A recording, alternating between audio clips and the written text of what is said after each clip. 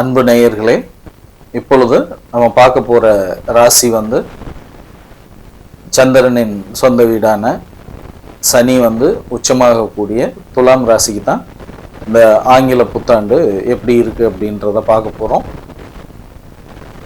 அன்பானவர்களே, உங்களது 8வது ராசியில இந்த வருஷம் வந்து பிறக்குது. பூர்வீக சொத்துக்கள் கண்டிப்பா உங்களுக்கு கிடைக்க போகுது. மறைமுகமான வருமானங்கள், செல்வங்களால நீங்க சந்தோஷப்பட போறீங்க. மனநலத்துல மாற்றங்கள் நிறைய வரப்போகுது. தாயின் சிந்தனைகளால் நிறைய மாற்றங்களை சந்திக்க போறீங்க. அவங்களோட சிந்தனைகளுக்கு மதிப்பு கொடுக்கணும். பங்கு சந்தை ஆதாயம் நிச்சயம் வந்து உங்களுக்கு பாசிட்டிவா தான் இருக்கு. நல்ல ஆரோக்கியமான உணவுகளை வந்து நீங்க எடுத்துக்கிறது ரொம்ப நல்லது. கடல் சார்ந்த உணவுகளில் கொஞ்சம் தவிர்த்துக்கிட்டீங்கன்னா நல்லா இருக்கும். இயற்கை உணவுகளை நல்லா வந்து நீங்கள் எடுங்க. ஆரோக்கியம் ரொம்ப சிறப்பாக இருக்க போகுது இந்த வருஷம். திடீர் சந்தோஷங்கள் உங்களை திக்குமுக்காட வைக்க போகுது. அதில் எந்த மாற்று கருத்தும் இல்லை. உங்கள் ராசிக்கு சனி பகவான் 6ஆம் இடத்துல வந்து இந்த வருடம் முழுவதும் சஞ்சரிக்கிறார். அப்ப இந்த ருணரோக சத்துருஸ்தானத்துல வந்து சனி வந்து சஞ்சரிக்கும் காலம். நீங்க எல்லா சவால்களையும் வந்து எதிர்த்து வெற்றி நடை போட போறீங்க. அதுல எந்த மாற்று கருத்தும் இல்லை. கடன்கள் குறையும், உடல் நலம் சீராகும், போட்டிகளில் வந்து சவால்களை ஜெயிச்சிருவீங்க. விடாமுயற்சியின் மூலமா வெற்றி நிறைய வந்து பார்க்க போறீங்க. போட்டிகளில் நீங்க தான் ஜெயிக்க போறீங்க. அதுல எந்த மாற்று கருத்தும் கிடையாது. அறிவுபூர்வமா நிறைய வந்து சிந்திக்க போறீங்க, முடிவு எடுக்க போறீங்க. அந்த அறிவுபூர்வமான சிந்தனையில பிளான் பண்ணி செய்யறதுனால உங்களோட பழைய கடன்கள்லாம் வந்து பாத்தீங்கன்னா விரைவில் அடையும். அதுக்கான சூழல்களும் இருக்கு. நீங்க பழக்க வழக்கங்களை வந்து பாத்தீங்கன்னா முடிஞ்ச மட்டும் மாற்றாமல் வந்து இருக்கக்கூடியது நல்லது. ஏன்னா 6ல சனி வரும் பொழுது சில தீய பழக்கங்களை நம்மளை இழுத்துட்டு போறது மாதிரி இருக்கும். அதுல மட்டும் நம்ம வந்து பாத்தீங்கன்னா கொஞ்சம் பழக்க வழக்கங்களை மாத்தாம இருந்துக்கிறது ரொம்ப நல்லது. ஏன்னா கிரகங்கள் அதோட வேலையை வந்து பாத்தீங்கன்னா கச்சிதமா செய்யும். அதுல எந்த மாற்று கருத்தும் இல்லை. அதனால வந்து ரொம்ப அந்த விஷயத்துல தெளிவா இருங்க. வாகனம் ஓட்டும் பொழுது வந்து பாத்தீங்கன்னா கொஞ்சம் கவனங்கள் அவசியம். ஹெல்மெட் எல்லாம் போட்டு போங்க. இப்ப நிறைய விதிமுறைகள்லாம் வந்து மாத்திருக்கிறதா சொல்றாங்க. ஏன்னா சனி பகவான் நீதிமான் இல்லையா? அதனால அந்த 6ஆம் இடம்ன்றதுனால நம்ம பாதுகாப்பு நடவடிக்கைகளோட நம்ம இருந்துக்கிட்டோம்னா வீண் விரயங்களை வந்து பாத்தீங்கன்னா தவிர்க்கலாம். அதே போல வந்து ராகு கேது பொசிஷனை வச்சு பார்க்கும் பொழுது பாத்தீங்கன்னா உங்களோட பஞ்சமஸ்தானத்துல வந்து ராகு 11வது வீட்டுல வந்து பாத்தீங்கன்னா கேதும் தொடருவாங்க. இந்த ஒரு நிகழ்வால வந்து சமூக உறவுகள்ல உங்களுக்கு ரொம்ப அற்புதமான ஒரு விஷயம் நடக்கும். குழந்தைகளால பெருமை அடைய போறீங்க.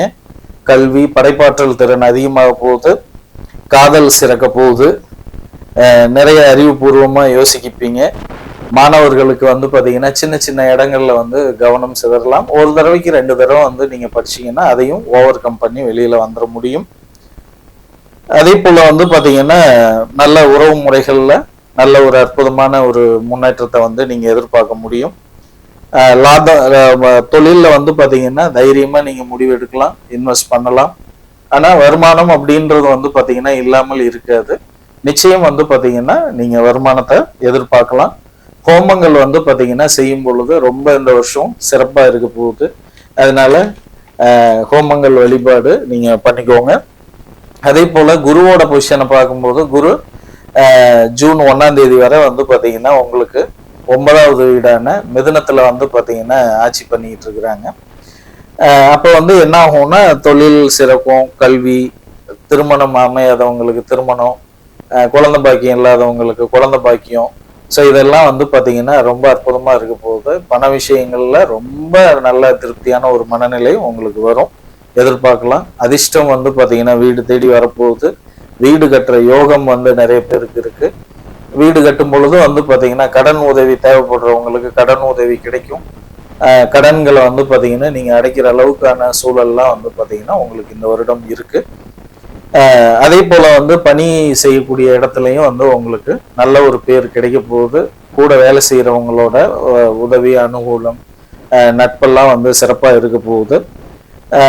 2வது ஜூன் 2க்கு அப்புறம் வந்து குரு வந்து தன்னோட உச்ச வீடான கடகத்துல வந்து பார்த்தீங்கன்னா பயிற்சி ஆவார். ஸோ அந்த மாதிரி பயிற்சி ஆகும் பொழுது வந்து பார்த்தீங்கன்னா உங்களுக்கு தொழில் பதவி இந்த மாதிரியான விஷயங்கள்ல வந்து பார்த்தீங்கன்னா மாற்றங்களை எதிர்பார்க்க முடியும். மாற்றங்கள் இருந்தாலும் அதையெல்லாம் மீறி நீங்க ஜெயிக்க போறீங்க. அதுல எந்த மாற்று கருத்தும் இல்லை.